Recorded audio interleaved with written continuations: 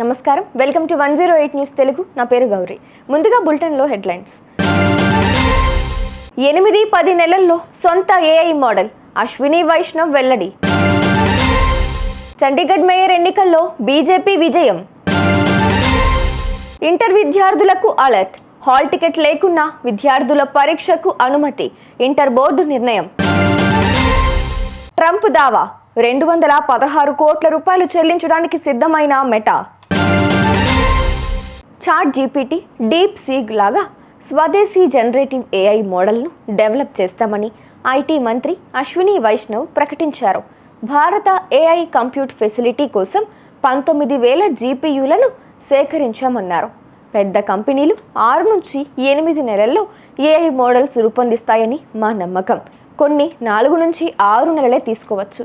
Agriculture, climate change, learning disabilities themes, first and funding కోసం 18 AI ఆధారిత యాప్స్ను ఎంపిక చేశామని తెలిపారు. కేంద్ర పాలిత ప్రాంతం చండీగఢ్ మేయర్ ఎన్నికల్లో ఆప్కు షాక్ తగిలింది. ఆప్ అభ్యర్థి ప్రేమ్ లతపై బీజేపీ అభ్యర్థి హరీత్ కౌర్ బబ్లా గెలిచారు. కాషాయ పార్టీకి 19 ఓట్లు రాగా ఆప్కు 17 ఓట్లు వచ్చాయి. దీంతో ఎన్నికల అధికారులు బబ్లాను మేయర్గా ప్రకటించారు. ఈ ఎన్నికలు హైకోర్టు మాజీ న్యాయమూర్తి జయశ్రీ ఠాకూర్ పర్యవేక్షణలో జరిగాయి. హాల్ టికెట్ లేకున్నా విద్యార్థులను పరీక్షకు అనుమతించాలని ఇంటర్ బోర్డు నిర్ణయించింది.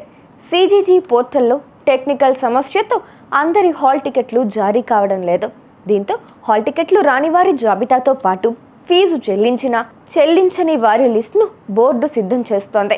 విద్యార్థుల మొబైల్, వాట్సాప్కే హాల్ టికెట్లు పంపాలని తొలుత బోర్డు నిర్ణయించినా ఇప్పుడు సాంకేతిక సమస్యతో చిక్కొచ్చి పడింది. అమెరికాలోని 2021లో క్యాపిటల్ భవనంపై డొనాల్డ్ ట్రంప్ అనుచరులు దాడి చేయడంతో ఆయన ట్విట్టర్, ఫేస్బుక్, యూట్యూబ్, ఇన్స్టాగ్రామ్ ఖాతాలపై నిషేధం సంగతి తెలిసిందే. అయితే అప్పట్లో ట్రంప్ మెటా సంస్థపై దావా వేశారు. దీన్ని సెటిల్ చేసుకునేందుకు తాజాగా మెటా సిద్ధమైంది. అందులో భాగంగా $25 మిలియన్ ఇచ్చేందుకు అంగీకరించింది. ఈ మేరకు పలు వార్తాపత్రికలు ఈ వివరాలను వెల్లడిస్తున్నాయి. చూసారుగా, ఇవి ఇవాల్టి బులెటిన్ అప్డేట్స్. మరో బులెటిన్తో మళ్ళీ మీ ముందుకు వస్తాను. అంతవరకు కీప్ వాచింగ్ 108 న్యూస్ తెలుగు.